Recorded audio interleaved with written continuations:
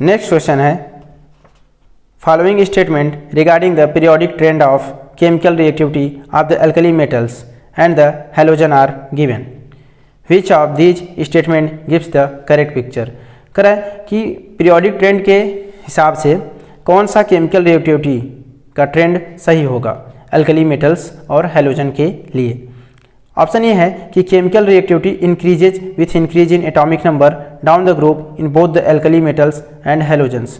करें कि chemical reactivity बढ़ जाती है, क्रियाशीलता बढ़ जाती है, क्रिया करने की, रिएक्शन करने की स्पीड बढ़ जाती है, रिएक्टिविटी बढ़ जाती है जब एटॉमिक नंबर बढ़ता है अल्कली और हैलोजन्स के लिए। तो दोस्तों ऐसा नहीं होता है, फ्लोरीन सबसे अच्छा रिएक्टिविटी शो करता है और आयोडीन सबसे लो। वहीं अगर हम बात करते हैं अल्कली मेटल्स की, तो नीचे जाने पर एटॉमिक नंबर बढ़ने पर सीजियम सबसे अच्छा रिएक्टिविटी शो करता है, क्योंकि आयोनाइजेशन एनर्जी उसकी कम हो जाती है। आयोनाइजेशन एनर्जी कम हो जाती है और वो बहुत अच्छा इलेक्ट्रोपॉजिटिव मेटल बन जाता है, बहुत आसानी से इलेक्ट्रॉन दे देता है, तो रिएक्टिविटी बहुत अच्छा शो करता है। कौन? सीजियम। जबकि लिथियम कम शो करता है। यहीं हैलोजन्स की अगर हम बात करते हैं तो नीचे जाने पर होता क्या है कि इलेक्ट्रॉन गेन एंथैल्पी भी घट जाती है। ठीक है, क्लोरीन सबसे अच्छा इलेक्ट्रॉन गेन एंथैल्पी शो करता है और इलेक्ट्रोनेगेटिविटी भी घट जाती है, इसलिए आयोडीन कम रिएक्टिविटी शो करता है, फ्लोरीन सबसे ज़्यादा रिएक्टिविटी शो करता है, फिर क्लोरीन। अगर हम बात करते हैं इलेक्ट्रॉन एफिनिटी की, इलेक्ट्रॉन गेन एंथैल्पी की अगर हम बात करते हैं तो सबसे अच्छा क्लोरीन शो करता है, क्योंकि क्लोरीन एक सूटेबल साइज में होता है और उसकी इलेक्ट्रोनेगेटिविटी भी बहुत अच्छी होती है।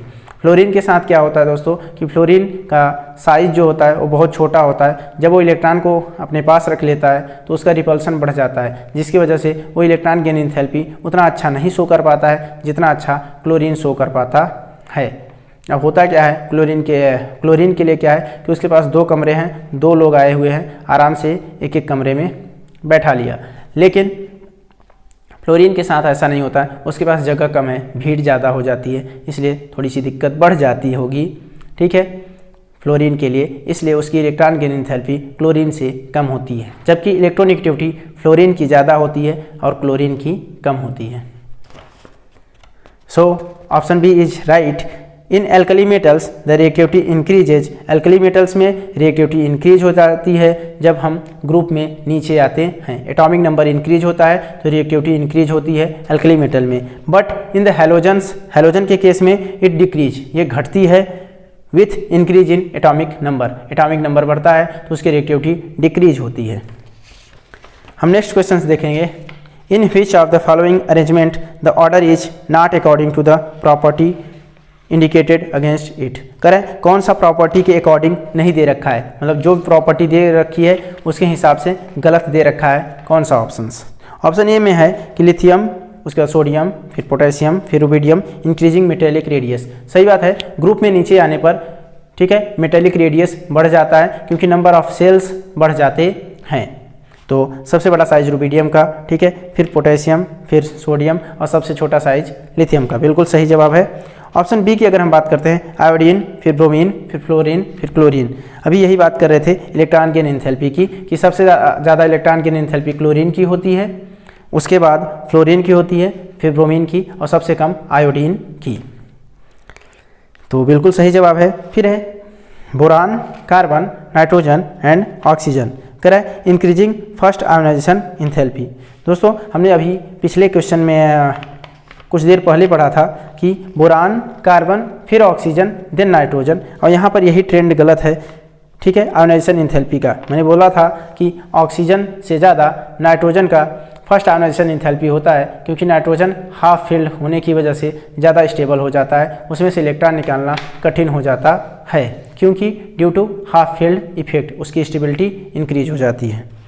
ठीक है, फिर है इंक्रीजिंग फर्स्ट आयोनाइजेशन एंथैल्पी की बात कर रहा है, इंक्रीजिंग साइज की बात कर रहा है, आयनिक साइज की बात कर रहा है। मैंने बोला था एनायन का साइज बड़ा होता है, फिर कैटायन का साइज छोटा होता है। जितना ज़्यादा कैटायनिक चार्ज होता है उसका साइज उतना ही छोटा होता है। तो यहाँ पर फ्लोरीन माइनस का, ठीक है, सबसे बड़ा साइज, फिर सोडियम प्लस का उससे छोटा, और फिर सोडियम प्लस से भी छोटा Mg2+ का, क्योंकि यहाँ 2+ है, और एल्युमिनियम 3+ का साइज सबसे छोटा। तो ये भी करेक्ट है। और साथ में हमने ये भी बताया था कि अगर आइसोइलेक्ट्रॉनिक स्पीसीज हैं तो एटॉमिक नंबर बढ़ने से न्यूक्लियर चार्ज बढ़ता है और जो इसलिए साइज घट जाता है। ठीक है, एटॉमिक रेडियस या आयनिक रेडियस घट जाता है। अब हम देखेंगे नेक्स्ट क्वेश्चन। तो दोस्तों यहाँ पर इसका जो सही जवाब था ऑप्शन सी था कि बोरान, कार्बन, नाइट्रोजन, ऑक्सीजन ये सही ट्रेंड में नहीं दे रखा है। उसका फर्स्ट आयोनाइजेशन एंथैल्पी गलत दे रखा है। फिर है कि विच of the following oxides is amphoteric in character. Amphoteric दोस्तों जो दोनों कैरेक्टर को शो करे, जो एसिड जैसा भी बिहेव करे और बेस जैसा भी बिहेव करे। तो यहाँ पर SnO2 दे रखा है दोस्तों, SnO2 ही हमारा सही जवाब है। SnO2 एसिड से भी रिएक्ट करता है और बेस से भी रिएक्ट करता है, जबकि SiO2 एसिड जैसा बिहेव करता है क्योंकि ये कार्बन फैमिली से बिलोंग करता है, सिलिकॉन से।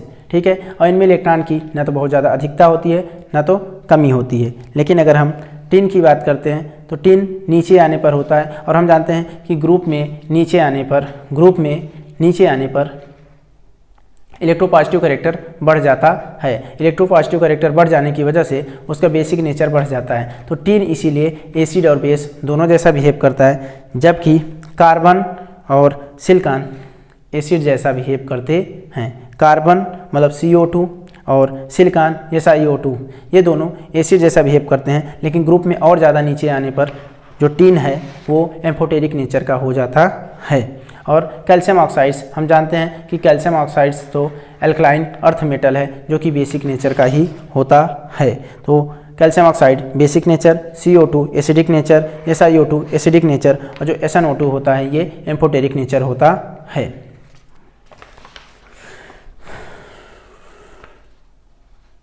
फिर है हमारा next question. This is because O- will tend to resist the addition of another electron. नहीं, क्वेश्चन है the formation of the oxide ions O2- requires first an exothermic and then endothermic step as shown below। कह रहा है O2- 2 electron ले रहा है, तो जब पहली बार वो इलेक्ट्रॉन ले रहा है तो एक्जोथर्मिक प्रोसेस है, उसकी इलेक्ट्रॉन गेन एंथैल्पी माइनस है, मतलब हीट रिलीज कर रहा है। लेकिन जो सेकेंड प्रोसेस है, जब दूसरी बार इलेक्ट्रॉन ले रहा है तो इस बार इंडोथर्मिक है, मतलब मुझे बाहर से हीट देनी पड़ रही है, बाहर से एनर्जी देनी पड़ रही है। ऐसा क्यों? तो दोस्तों ऐसा इसलिए होता है कि O2- will tend to resist the addition of another electron. जब पहला ऑक्सीजन एक इलेक्ट्रॉन ले लेता है तो O- बन जाता है। O- की वजह से अब जो इलेक्ट्रॉन आ गए हैं ये रिपल्सन करने लग जाते हैं नेक्स्ट इलेक्ट्रॉन को। जब नेक्स्ट इलेक्ट्रॉन अंदर आने लगता है तो उसको ये रिपेल करने लग जाते हैं, जिसकी वजह से हमें फोर्स लगा के इलेक्ट्रॉन को अंदर एंट्री कराना पड़ता है। और हम भी जानते हैं कि माइनस को रिपेल करता है, तो इलेक्ट्रॉन O- की वजह से ये ऑलरेडी माइनस हो चुका है, अब नेक्स्ट इलेक्ट्रॉन आता है तो इसको ये रिपेल करता है, जिसकी वजह से ये इंडोथर्मिक हो जाता है। जबकि जब पहली बार होता है तो ऑक्सीजन को इलेक्ट्रॉन चाहिए होता है, ज़रूरत होती है, इसकी वजह से वहाँ पर क्या होता है, माइनस होता है, मतलब हीट रिलीज करता है और वो अच्छा इलेक्ट्रॉन गेन एंथैल्पी शो करता है। और नेक्स्ट क्वेश्चन है, तो करेक्ट आंसर होगा इसका ऑप्शन है। नेक्स्ट क्वेश्चन है among Al2O3, SiO2, P2O3 and SO2 the correct order of acid strength. हम दोस्तों सभी जानते हैं कि पीरियड में लेफ्ट टू राइट जाने पर एसिडिक करेक्टर बढ़ता है। क्यों एसिडिक करेक्टर बढ़ता है? क्योंकि इलेक्ट्रोनेगेटिविटी बढ़ती है। तो एल्युमिनियम ग्रुप 13 का है, सिलिकॉन ग्रुप 14 का, phosphorus group 15 and sulphur group 16। तो हम देख रहे हैं कि एल्युमिनियम के ग्रुप 13, 14, 15, 16, तो उसी हिसाब से हमारा एसिडिक स्ट्रेंथ भी होगा। 16 वाले का सबसे ज़्यादा होगा, 15 वाले का उससे कम, ठीक है, उससे कम फिर 14 का और सबसे कम 13 वाले ग्रुप का। तो Al2O3, SiO2, SO2, P2O3 option A गलत है, ट्रेंड सही नहीं है।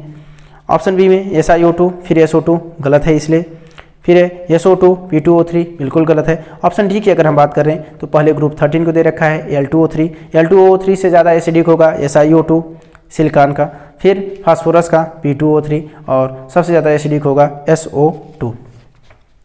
दोस्तों हमारा नेक्स्ट क्वेश्चन है which one of the following ions has the highest value of ionic radius. किसका आयनिक रेडियस ज़्यादा होगा? ऑप्शन ए है O2-, ऑप्शन बी है B3+, ऑप्शन सी है Li+, lithium plus and option D है F-। दोस्तों हमने बोला था कि जितना ज़्यादा माइनस उतना ज़्यादा साइज। सो O2 माइनस का साइज यहाँ पर सबसे बड़ा होगा, और वैसे भी कैटायन का साइज बहुत छोटा होता है, तो Li+ हो नहीं सकता है, ठीक है, और बोरान 3+ भी नहीं हो सकता है। तो करेक्ट आंसर होगा O2 माइनस। फिर है which one of the following is an amphoteric oxide, हमें एम्फोटेरिक ऑक्साइड बताना है। Na2O एल्कली है, एल्कली मेटल्स है, और एल्कली मेटल्स क्या होते हैं, बेसिक इन नेचर होते हैं। SO2 ठीक है सिस्टेंस ग्रुप का है, इसलिए क्या होता है, एसिडिक नेचर होता है, और Na2O बेसिक नेचर होता है। ऑप्शन सी अगर हम बात करते हैं B2O3, ठीक है, तो B2O3 एसिडिक नेचर होता है क्योंकि इलेक्ट्रॉन डिफिशियंट होता है, इलेक्ट्रॉन की कमी होती है। और ZNO हमारा एम्फोटेरिक होता है क्योंकि ये डी मेटल्स के हैं, और डी मेटल्स वाले ना तो बहुत अच्छे इलेक्ट्रोपॉजिटिव होते हैं और ना तो बहुत ज़्यादा इलेक्ट्रोनेगेटिविटी होती है, ये मिडिल करेक्टर में होते हैं, इसलिए दोनों करेक्टर शो करते हैं, एम्फोटेरिक और एम्फोटेरिक एसिड भी करेक्टर और बेस भी करेक्टर। और जिंक दोनों से क्रिया भी करता है, दोनों से रिएक्शन भी करता है, एसिड से भी रिएक्शन करता है और बेस से भी रिएक्शन करता है, वही तो एम्फोटेरिक होते हैं। नेक्स्ट क्वेश्चन है जो हमारा लास्ट क्वेश्चन है, according to the periodic law of element the variation in properties of elements is related to their.